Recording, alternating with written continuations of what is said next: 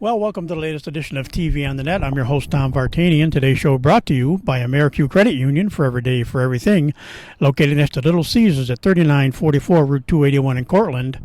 By Right Angle Creek Farm and Marathon, all natural, pasture-raised Angus beef from our farm to your table. By the Cortland Voice, the exclusive media partner of TV on the Net.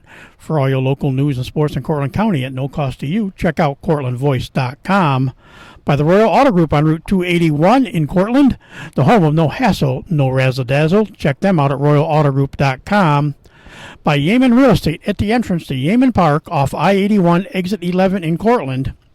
And by DJ Philly C. Make your wedding, party, or event extra special with the best DJ in the area. Contact DJ Philly C at 607-745-4346. Well, we definitely go back a ways now, again, in the Wayback Machine. As far as guests today, we head back to a 1998 graduate of Marathon, and we've had a couple players on from Marathon. The scoring side of things, well, we're now on the side of the person that kept the other teams from scoring, and she went on to have a nice career at Homer, went on as well, played at SUNY Cortland, did well there, and also coached for a few years there. And anybody that's still involved in field hockey and anywhere in the Cortland County area probably still know her as well, because she's helped out up-and-coming goalies at Homer, Cortland, Whitney Point, and a few other places. And so we're proud to welcome today to our podcast Becky Gillette. Welcome. Thank you, Tom. Happy to be here. Like I said, I just missed your playing career, and I kind of joke. I missed three. You were part of two of three championships before I started writing in the area, and of course then I got to see six of them. But but you came up, and you're kind of in the era of when Marathon really started, putting things together. I mean, Karen Funk started the program in the fall of 1974, and you came along, just about 20 years later, and you got to be part of state championships in both 95 and 96.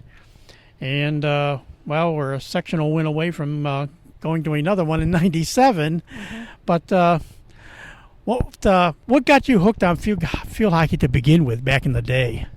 I actually grew up playing soccer in Marathon and played on the boys' modified team in 7th grade.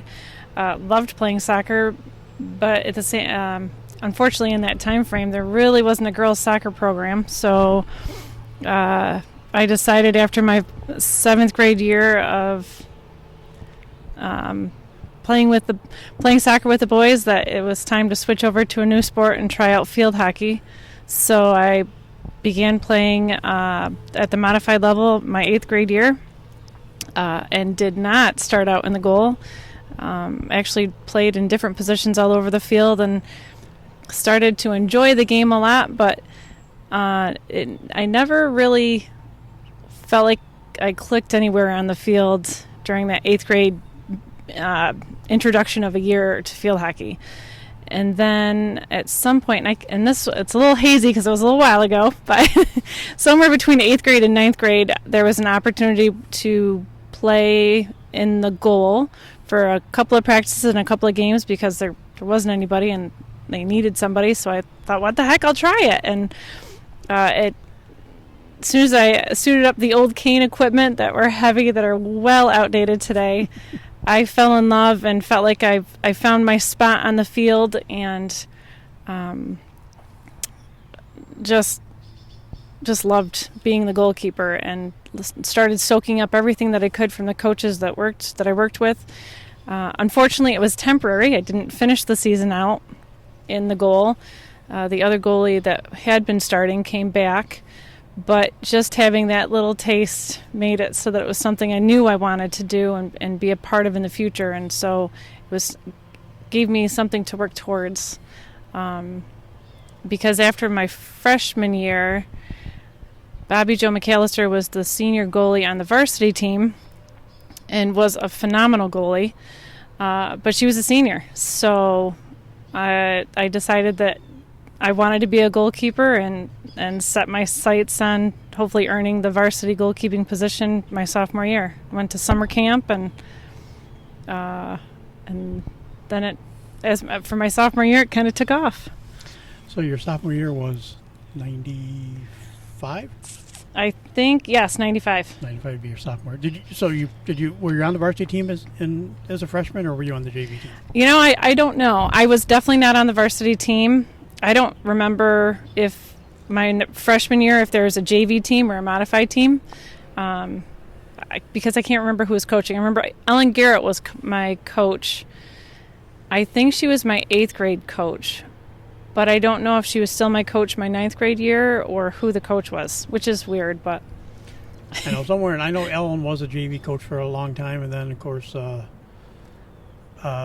Malmberg took over. I know as a JV coach for a number of years as well. And of course, Ellen eventually left and went over and became that coach at Homer for a while.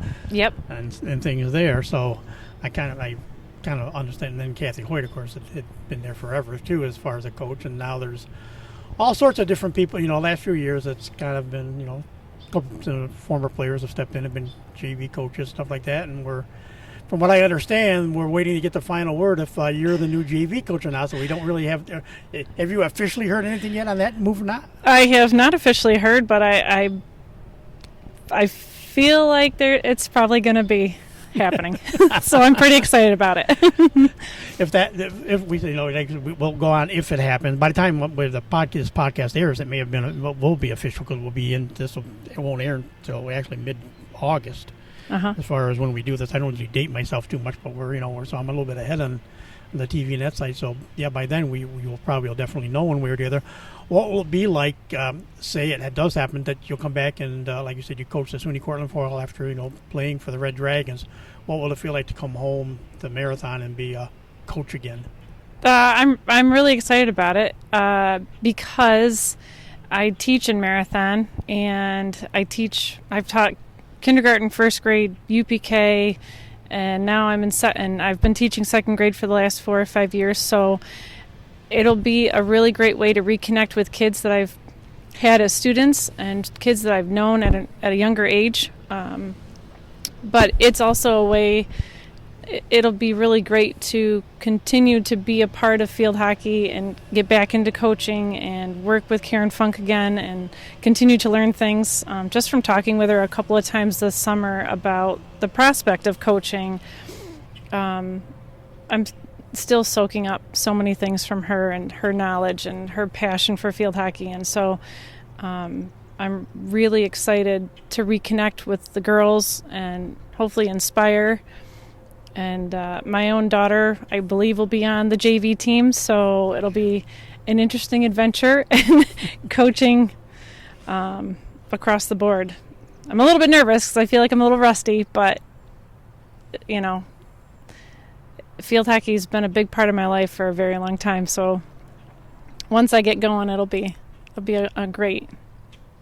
So as you're first getting involved with field hockey, were you part of the like I say, the Funk caravans that went usually to SUNY Cortland for the field hockey camp? I mean, that's where she converted Tiffy Marsh, who is now Tiffany Hubbard, who is now the Cortland State soccer field hockey coach now. So, I mean, it's kind of she got her first kind of real other feel for it other than, being talked into playing with Coach Funk back in her day. Mm-hmm. Was that kind of where you got your first, a little more like, what it would be, field hockey like to going, was it SUNY Cortland or did you some other camps? Nope. Actually, the first field hockey camp that I went to in the summertime was between my freshman and sophomore year. It was Mansfield. It was, I want to say, I think it was a camp called Endless Mountain Sports in Pennsylvania somewhere.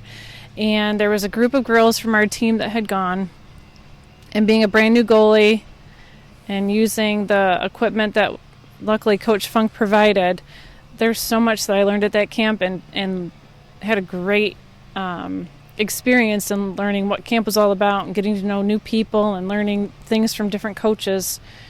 So that was a good start.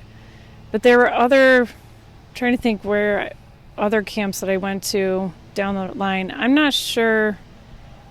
I think for SUNY Cortland, I was usually at that camp when I was at a coaching standpoint or from a player standpoint helping to coach.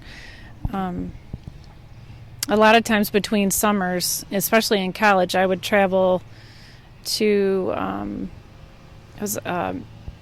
Meerstead Sports Camps was the name of the company, and a couple of teammates and I would travel to Massachusetts to Mount Herman Northfield School. I think it was a private school where a location was hosted, and we would and I'd work 2 weeks of camp there and travel to Vermont one year, and to various places, and it was really great because I got to experience other coaches, meet new people, new players, and also learn from some of the international players that would come and be guest coaches.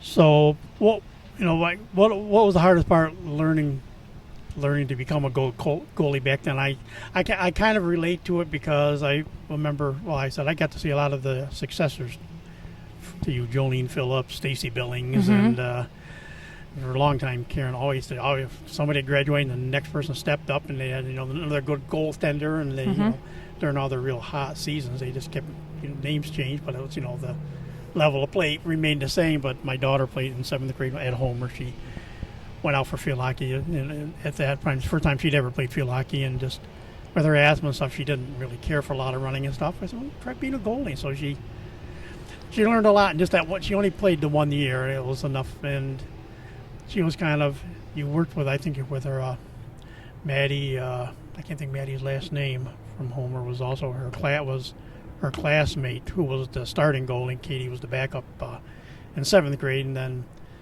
they kind of basically would have been following Maddie all the way through. Right. So whether she would have ever become a starter, we don't know, but she just gave it that 1 year try and got a little frustrated with the teammates. Right, yeah.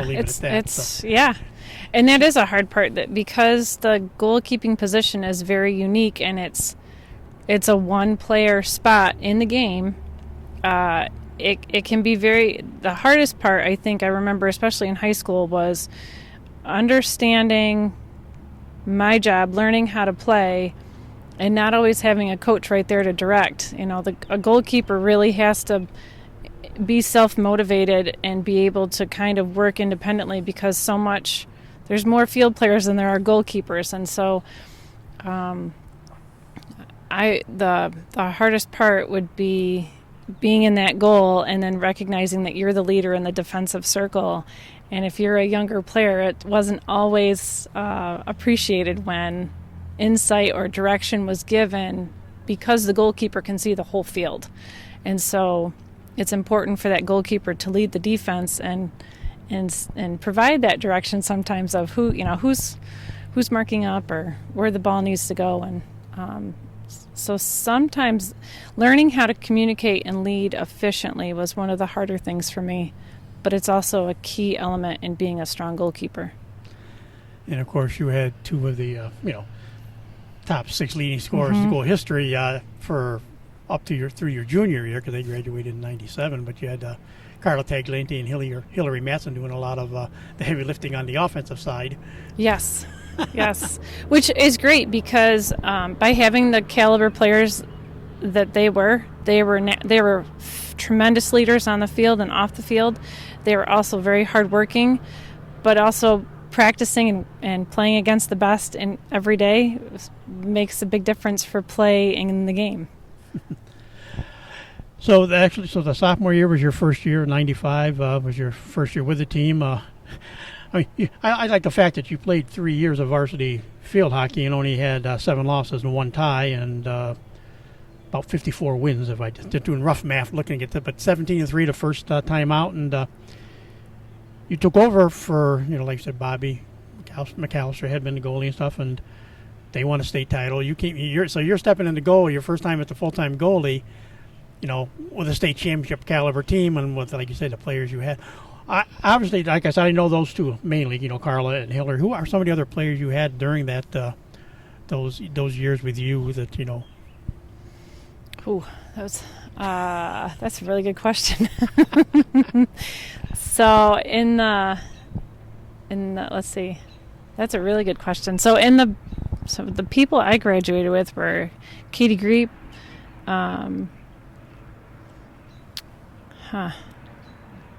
Kathy Hoyt, I think. Kathy Hoyt, Sam Strow, Jen Gates. Who would be the junior? Megan Matson, Hillary's sister. I was just glancing down. I was just trying to glance down some of the scoring list here to see a few of the names up there. Yeah. On the upper end of it, but so that was the area. That was kind of the area. Kendra Schufelt was on that team as well. And yep. So Chrissy Russell. I want to say Nikki Lynch. Melanie Stevens joined the squad. That was late. I think that was towards the end. Well, what was it like that? Like you said, that for your first year, and of course, like you said, the team did go 17-3. I mean, and went on to win its second straight. Back then, Class D was they had Class D still. Go 17-3 and win that second state title. What are some of your recollections of that first season? It was a big learning season, and really focused on learning the game and learning how to play and work hard and get in shape, and just learn my position and really listen to whatever Coach Funk had to say. And then, keeping some of the things that I learned from camp from that summer about the importance of how to lead and communicate and talk to the defense. And I want to say Laurel, I can't remember her last name, but I want to say she was a sweeper. Katrina Rowe, they were strong defenders back then, and we worked well together. So it was a big learning year, and it was really, I think, coming home after we won the state championship and having that tradition that began of the fire escort and going through town, and the tremendous community support that we had through the entire season. It was incredible. Yeah. And like you're saying with Chief, which is great. Played 20 games, we only lost 3 times. Well, pressure's on. 2-time state champions come up in this your junior season, and well, what the heck? A third straight state title, 21-1. Only had 1 loss that season. Do you remember at all who that 1 loss was? My guess would be we always started the season out playing at Green. They would have a preseason tournament, and usually Green won the tournament, and usually it would come down to us or we would do well at their tournament but not always win, and because Green was a powerhouse back then and a Class A school. So my guess would probably be from that preseason era. I remember when I was covering the team, that Marathon had their own they had their season opening tournament. Yep. Green tournament ends up being more in the middle of the season, but 9 times out of 10 it was Green, Whitney Point, and Maine Endwell, which are all powers back in that time, as well as they have been in more recent years. So so it was a little mini preview of what could be coming. Like you say, they're all bigger schools too. So I mean, it was a chance to play up. But I think we also went to Little Falls too for maybe that was the preseason tournament I'm thinking of. But we would play Little Falls or Johnstown or.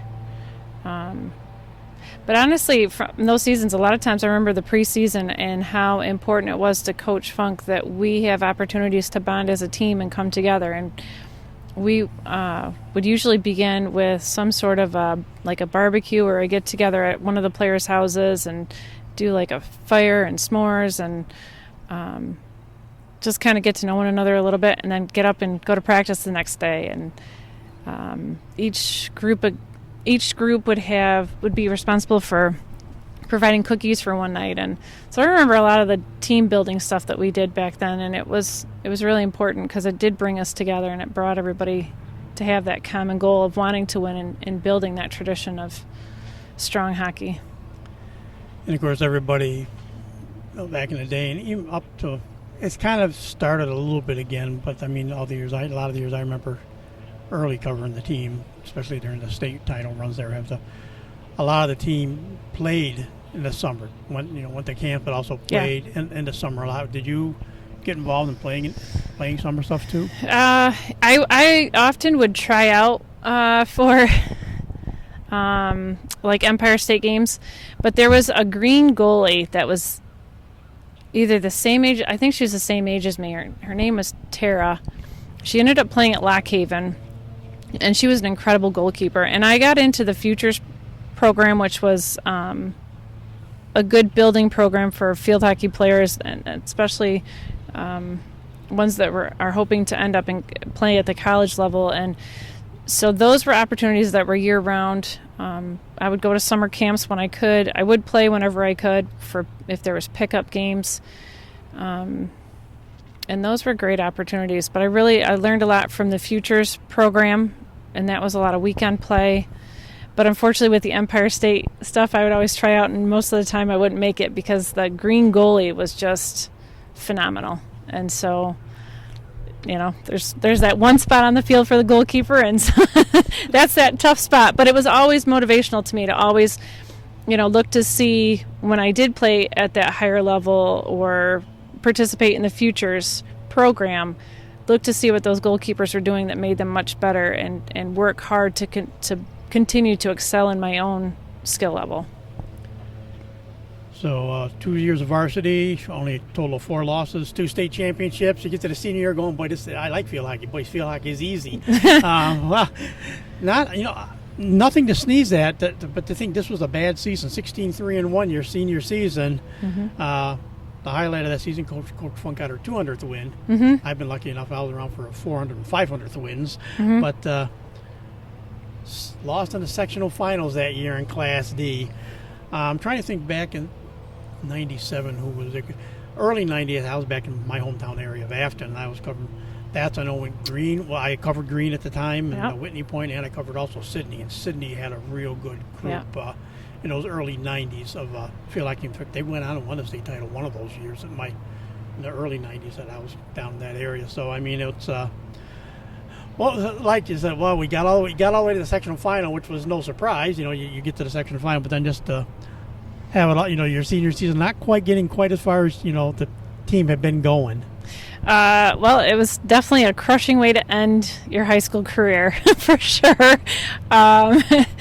We played as hard as we could, but unfortunately, we just didn't make the win, and so the season was done, and it was very disappointing to not continue and make it all the way for that final season. But at the same time, we really played well as a team, and we had a lot to be proud of for what we did accomplish. And because even the 16 and the 3 and the 1, 3 losses isn't too bad for at the high school level. And the great thing about Karen Funk is she always tried to build a challenging schedule. So we were playing those upper level teams, and those 3 losses were okay. And even back, then in later years, there were a lot of upper division teams, Section 4, or even she tried to get some of the better teams in Section 3 time. There's a lot of teams didn't want to play marathon because of your guys how good the teams were. Right. Yeah. So it does. I'm sure it's made it a challenging for her to schedule at times, because there are those teams that want to play to their level and those that want to go above their level, and yeah. I was going to say probably the only tougher Section 4 final loss had to be I got to cover the team that won titles 4, 5, and 6. Uh-huh. And they were part of that 87 straight wins, and their only loss was that year instead of the sectional final, 19-1 season, and that snapped the 87-game win streak, and they had that loss that year. And, of course, then they 17-1 the next year, but they didn't. I don't have any. I don't think they did much in 2005. They had a great year, but I don't know why I don't have more after that. I don't know if I don't have any notations about sectional stuff, but then again in 2006, 7, and 8, well, 6 and 7, 2 more sectional championships, and then the 9th one came in 2009. Came the last of the titles, right? But they were still, that's their 11th straight sectional title at that point. But when you look back at just that kind of run, still, and like I said, for you for a run, 2 state titles and 3 Section 4 final appearances overall. Just can you believe all that happened just during your years in goal? No, no. It's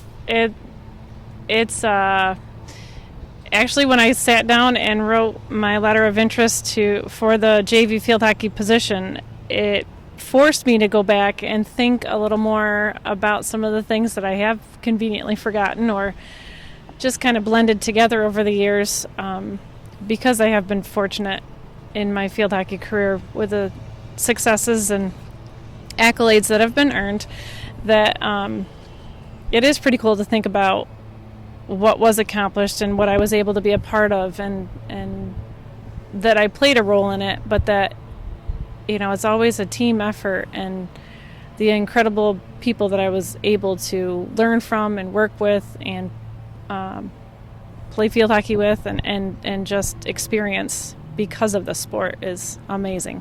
It's humbling.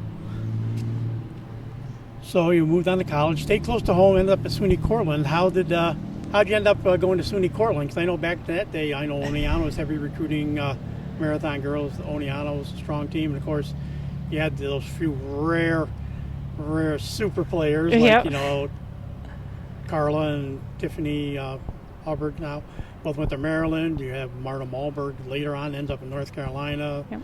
The Gofkowskis came after you. They ended up at Ohio State. Hillary went to Princeton and played really well. Matson, What was there? Were there other bigger schools that you're interested in, or did just it really worked out that SUNY Cortland was a choice? Yeah, I had my eye on the bigger programs. I had forgotten, but I went to Maryland field hockey camp.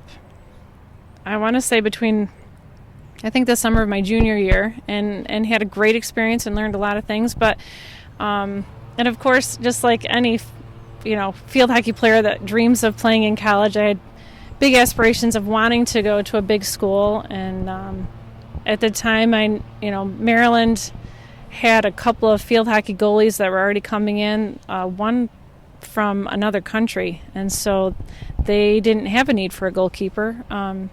When I looked at the colleges, I would often look at their rosters to see what the ages of the goalkeepers were, because I also wanted to make sure to get into a program that was competitive, but that I would have an opportunity to play. I looked at Syracuse, and I really liked their elementary education and program because I wanted to be a teacher when I grew up, and met with Kathleen Parker, but I don't know, and I visited a couple of other places. I remember my parents took me from a basketball game where we played in Edmiston. It was a snowstorm. We drove all night long. We stepped foot on a campus that was at Towson State, I think, in Maryland. I got out of the car. I looked around. I said, okay, we can go home now. And my parents were like, what? I said, yeah, I don't want to go to college here.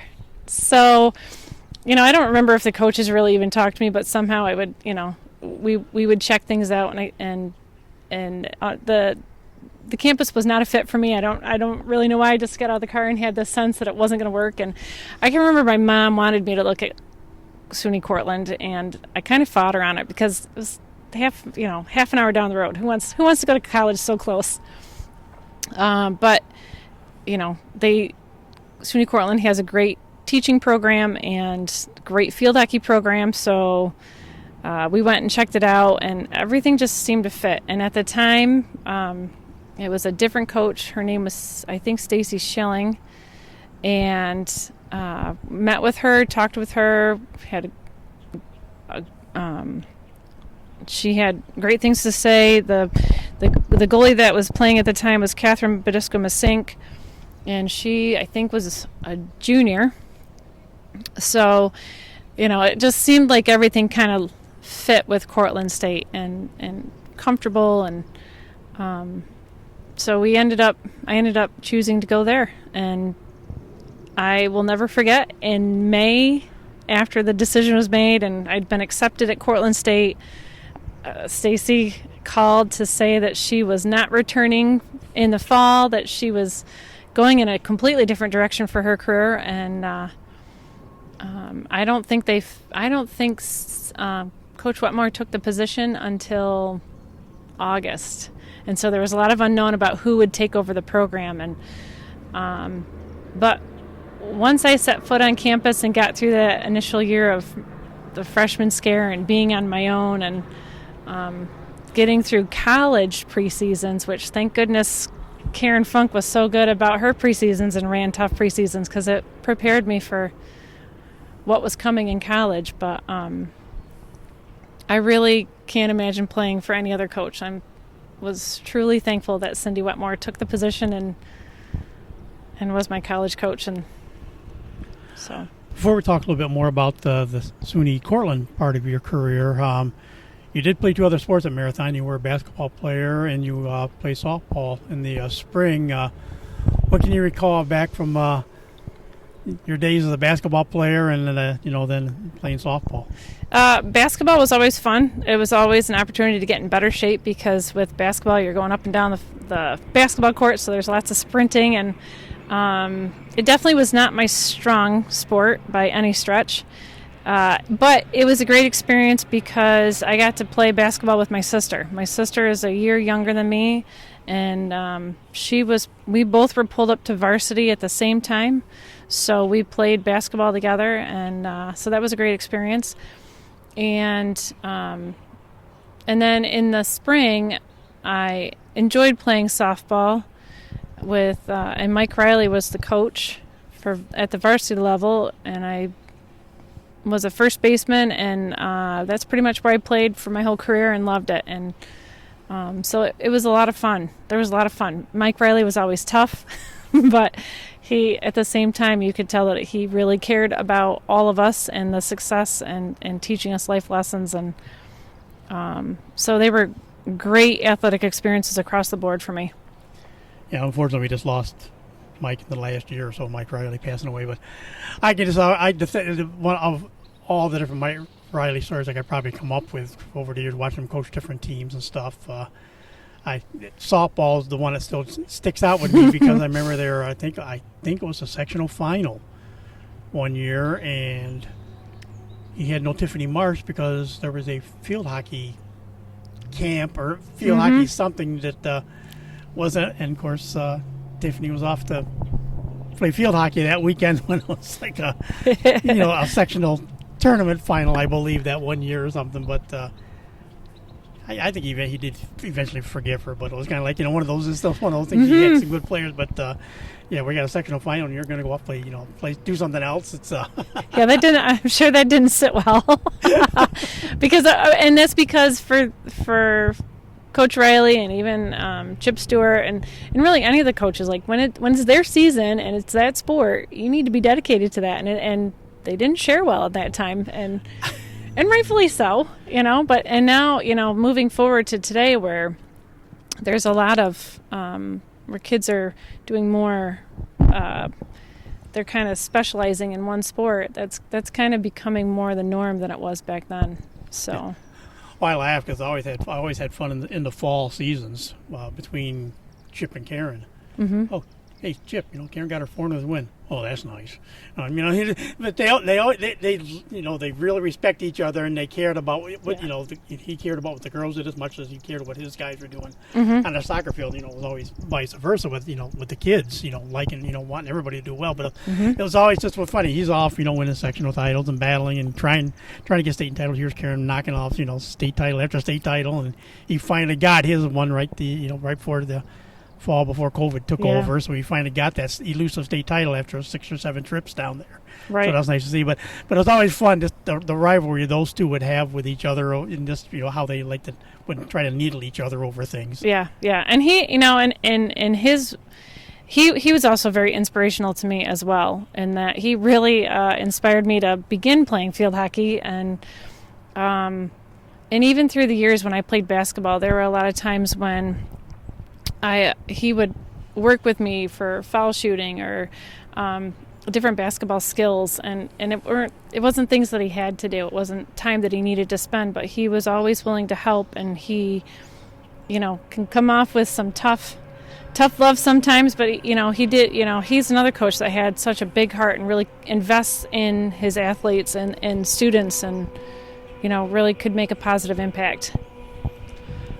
So we said it's time to play for the Red Dragons. You said when Stacy Schilling stepped down, she only coached 2 years, but they had a third and a second in the nation at the NCAA Division III tournament. So it's not like she had bad teams. Nope. And But Cynthia Wetmore came in and began a long career as far as a coach at SUNY Cortland.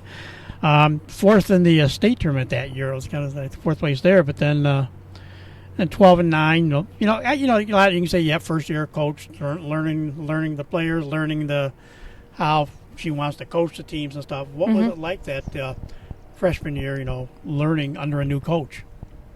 It was tough. It was tough because she was a coach that had very high expectations. She could see the potential in players and what the team could do, and would expect us to get there, and would work. Would plan drills or give extra sprints or running and conditioning in order to make it so that we would come together and play at our very best level individually and as a team to bring that support. And one of the things that I learned from her was the importance of coming in shape, building up, and being able to crest at the right moment at the end of the season so that you're playing at the best of your game individually and as a team, particularly in those championship times and in the sectional play or postseason play.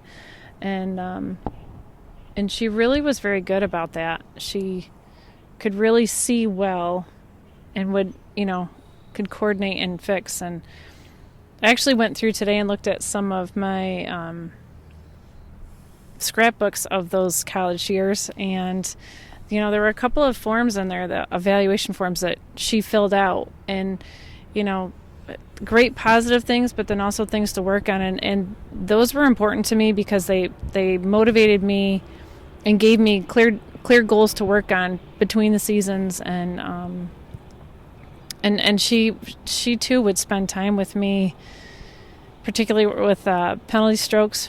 We would practice penalty strokes a lot, where she'd take them herself, and we'd work on my timing or work on my positioning. And there was opportunity back then when we had just the grass field, and that fields weren't scheduled up to the minute. We were allowed to go out on the field early and work and do things. And so I would often, especially after my freshman year of coming onto the team, would come out early and get my warm-up done so that by the time the rest of the team came onto the field, I was ready for them to do whatever free play, whether it was working on offensive corners, defensive corners, hits, one-on-ones, 2v1s, any type of skill that we all wanted to work on. But my freshman year was definitely an adjustment. There were five freshman goalkeepers altogether, I believe. So, and when I was comparing myself to the others, I didn't think I measured up at all to the caliber that they were, and I was very worried about being cut. But oddly enough, I stuck with it and worked hard, even through the tough moments. And as the season progressed, some of those goalkeepers dwindled out and kind of went off on their own, so that by the time it was the end of my freshman year, there was still a JV team. We played a couple of games, and I want to say there was one varsity game where I did get a little bit of time in, but not much. But I would travel and I would help with the stats or videotape. I would whatever I could to really still be committed to the program and the team, and to learn as much as I could, so that hopefully the following year, when our senior Kat Badisco-Masink graduated, that I'd have that starting spot. And did you for that sophomore season? I did. Yes. And remarkably, you only lost 12 games those last 3 years, starting your sophomore year, 14-5. Then in 2000, your junior year, 13-5, and then of course 2001, which we'll get to, 19-2 season. But it's interesting. That sophomore season, tied for third in the nation in Division III. Then your junior year, tied for fifth in the nation. Mm-hmm. But that senior season, NCAA Division III champions. Yes.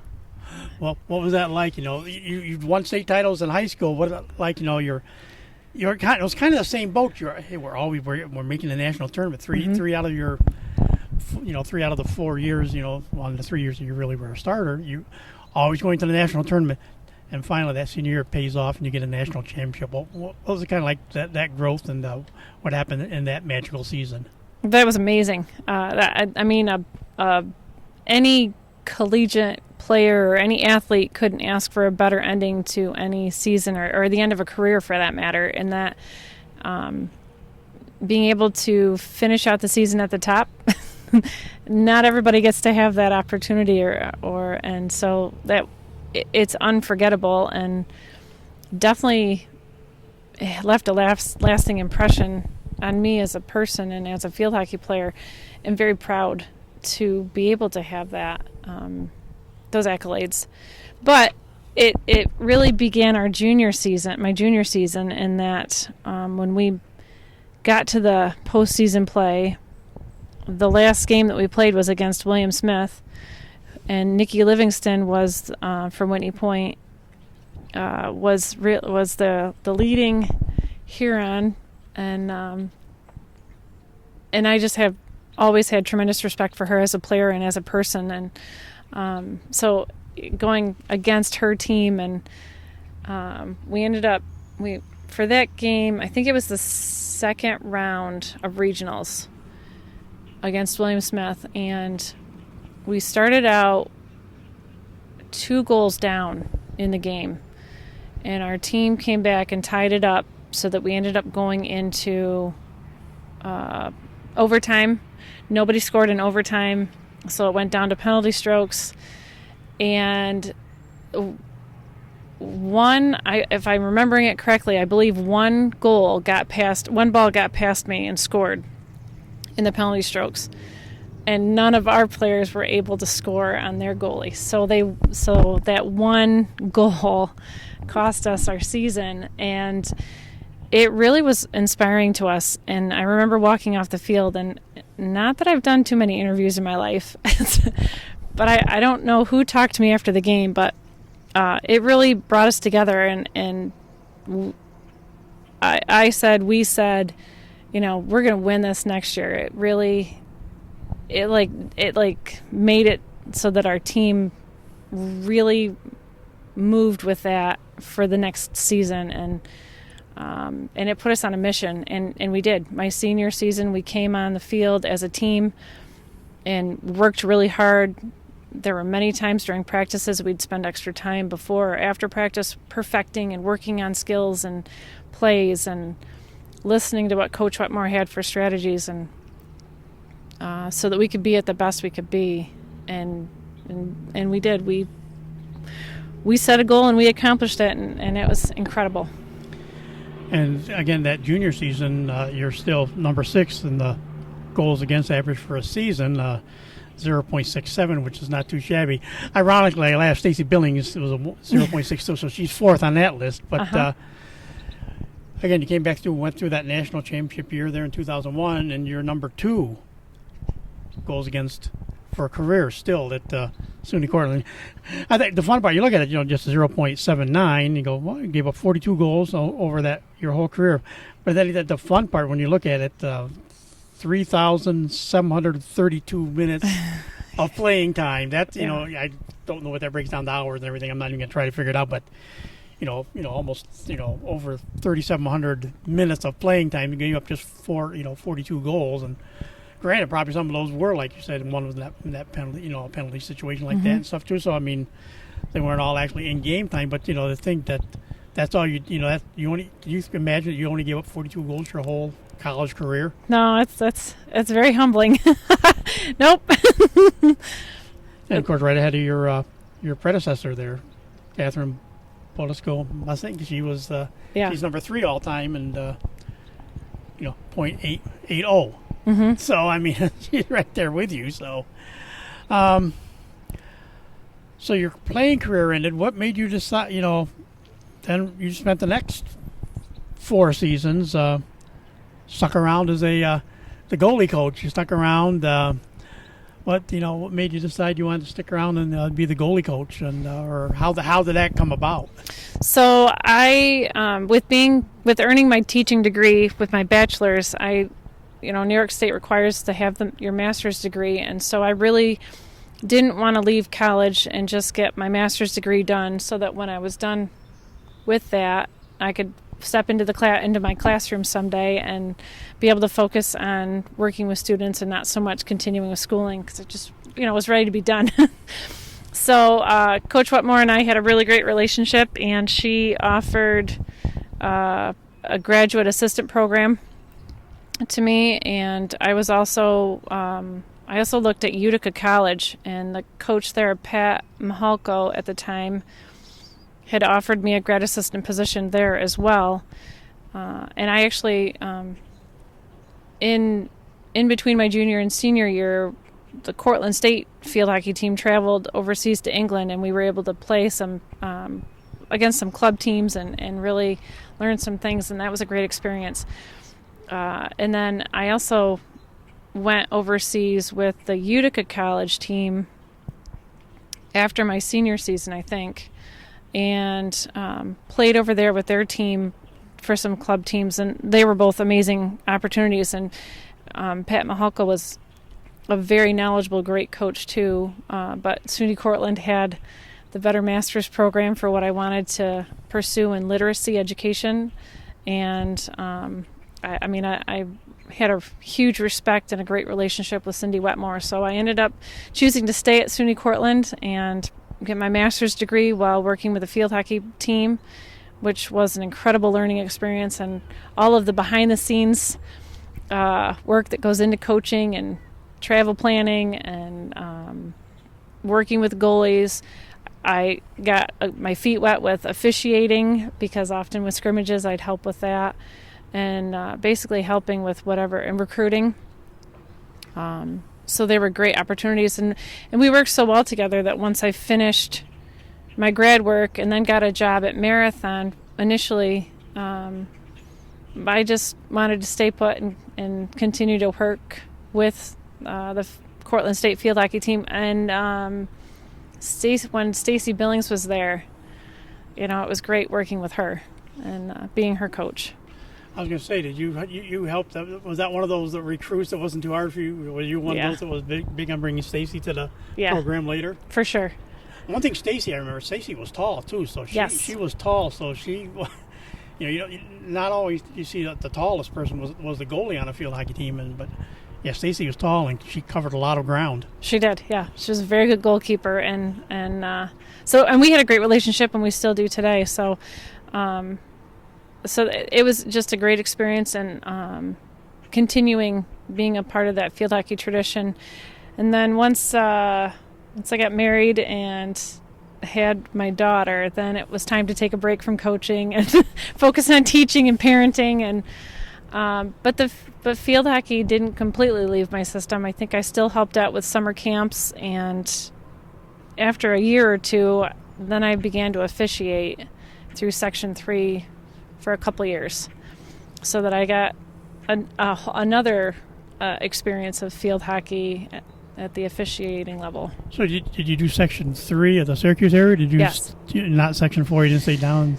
No, just because I live in Cortland, and so it was easier to travel that way. But there were times when I'd get a call from Marathon or sometimes for Whitney Point that said, "Hey, can you cover this game? We don't have an official," and so I would. So which was great, and more at the modified level, which was a good opportunity to officiate the games, but you can kind of talk to the girls too and help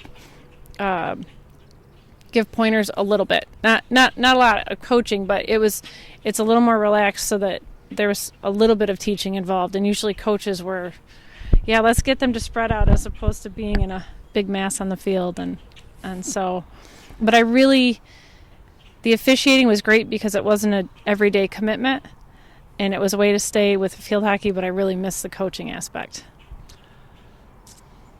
So how'd you get hooked up with, like you said, you got done coaching, like you said, you played, had a great career playing, had a good year, good career, made the national tournament every year, never got higher than third as far as an assistant coach, but you had, 4 more tournament runs, at least with the teams, those 4 years.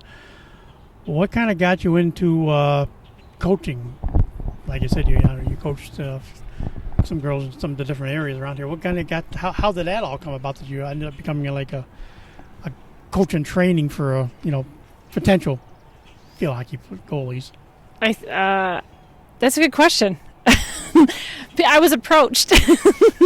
I think because I was local and grew up in Marathon and stayed at Cortland State and did get some recognition for the achievements that and being a part of the incredible teams that I have been on.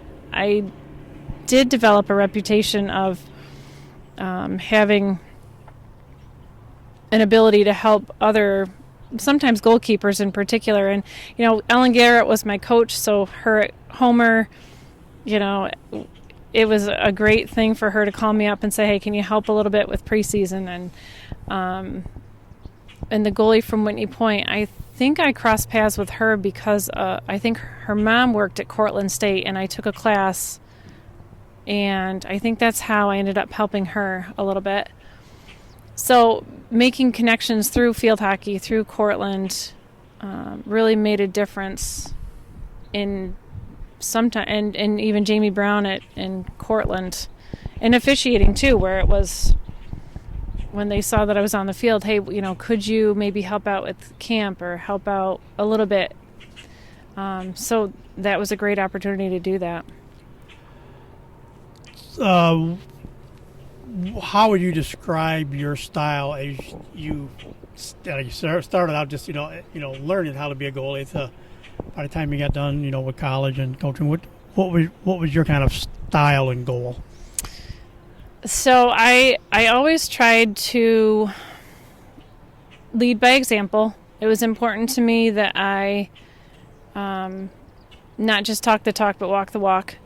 That I got myself in the best shape that I could, that I was I've always been very hard on myself and self-reflective, so when mistakes were made or when I was building my skill progress or, as coaches we're working with the team and myself over the years, being a goalkeeper sometimes is hard in that not every coach knows goalkeeping skills and so sometimes, that goalkeeping position is almost like a pitcher in softball in that not everybody has those. It's a specialty. And so, I really had to learn a lot on my own and soak things up from watching other goalkeepers and other coaches and whatever opportunity I could. But when I got on the field, it was important to me to lead by example and to always be positive and try to coach, try to help.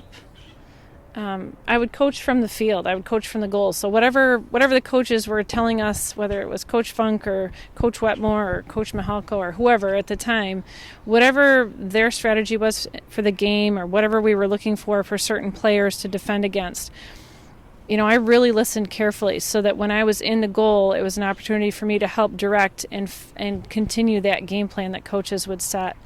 And I would really try to communicate a lot since I could see all of the play and watch it develop and help make adjustments. And so even from a coaching standpoint, I over the years have focused on the fundamentals of good foundation for skill play, as well as the importance of being a leader on the field and being positive and being specific as to what needs to be done. And so I hope that I will continue that when leading an entire team. Were you would react to what the offensive team was doing, or were you somewhat aggressive at times in goal? It depends on the situation. I would definitely anticipate. It was always interesting to me watching some goalies. Sometimes when there was play at the other end of the field, sometimes goalies would just kind of hang out or lean on their sticks or, not really pay attention. But I always tried to pay attention to the play. And as play was coming down, I constantly made adjustments so that I could be on my angle, so to speak, and ready to read and react to whatever came down towards my way. When there was opportunities to be aggressive, I was. But at that time, goalkeeping is not as aggressive as it is today. There were more firm rules about what a goalkeeper could do to react to the ball, and the importance of controlling the ball. Sometimes sliding wasn't always considered safe. If there was an aerial ball, when I played, I couldn't move the ball. I had to just kind of catch it and drop it and then react to it. But now goalies can actually redirect with their hands as long as it's done so in a safe manner.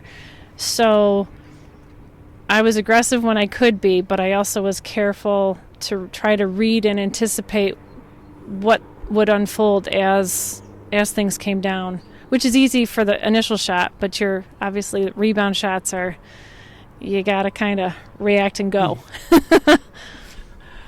So what advice would you give a young player now in high school that would want to play goal? What would you offer them for advice as far as trying to go for that goal? I think a goalkeeper, because it's a special position, because it's a one goalie can be on the field at a time, it's important for a young goalkeeper to build those fundamental skills, understand that there's times when you're going to need to work and be self-motivated to improve your skill, improve your physical conditioning, and how important it is to be a positive leader on the field, and that communicating with your teammates is really important, but at the same time it's got to be done in a positive way so that you can earn that so that the goalie can earn that respect, and so that the whole team can be successful together.